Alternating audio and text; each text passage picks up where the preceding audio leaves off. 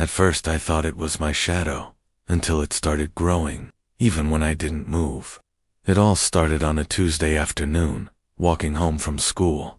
The sky was that dusty orange color it gets just before sunset, and long, strange shadows stretched across the pavement.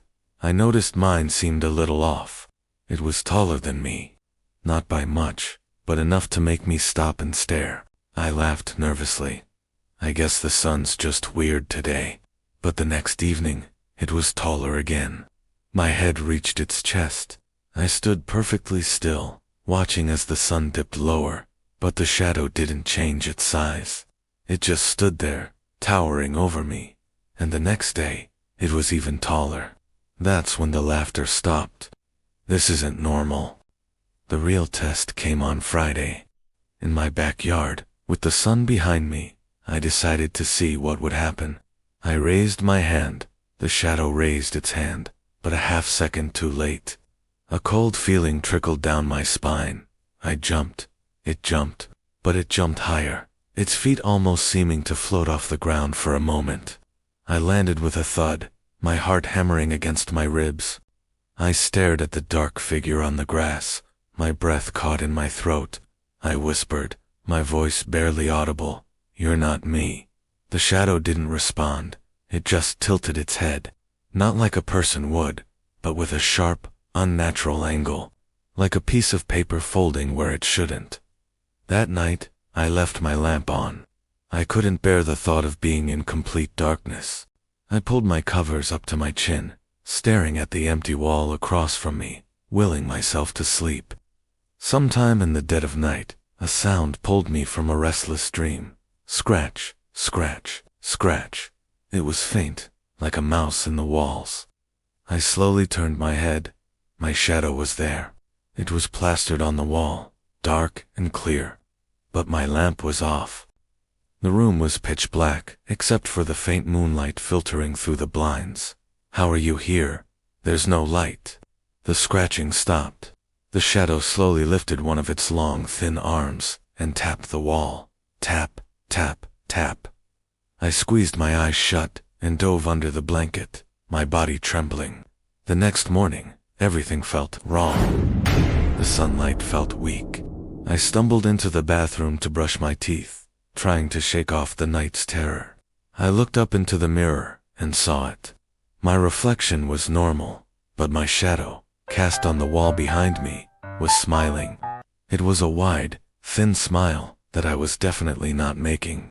A faint whisper slithered out of the silence, seeming to come from the mirror itself. Soon, I dropped my toothbrush. It clattered into the sink. My voice shook as I stared at the smiling shape. "What do you want?" The shadow in the mirror seemed to lean closer, its smile widening, to grow, and it did. Over the next few days, it grew at an alarming rate. First, its head touched the ceiling of my room, its body stretching down the wall like a giant, inky creature. Then it started appearing in places it shouldn't be. I'd walk down the hallway and see it standing there for a split second before I even entered the light. It would be behind doors I was about to open. It even started appearing in rooms with no light sources at all, just a dark patch of a person that didn't belong. I started avoiding mirrors. I avoided standing near walls. I dreaded the dark, but it didn't matter. The shadow followed. It was always there, watching, smiling that horrible silent smile. One night, I woke up with a start. The moon was full, casting a pale silver light into my room. I sat up. My shadow wasn't connected to me. It was on the opposite wall, a massive human-shaped void. I spoke to it, my voice trembling. "You're not supposed to be over there." Slowly, horrifyingly, the shadow began to peel itself away from the wall.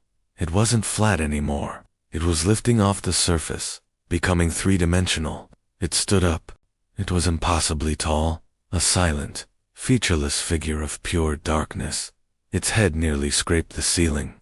I scrambled backward, pressing myself into the corner of my bed. "Stay away." The thing took a step forward, its form rippling, and then it tilted its head. The exact same sharp, unnatural angle I had seen that first day in the yard. I've grown enough.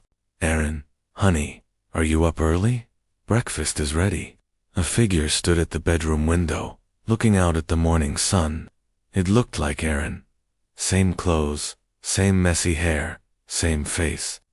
But as it stood there, bathed in the bright morning light, something was missing. There was no shadow cast on the floor behind it. The figure slowly turned, its eyes lingering on the empty room.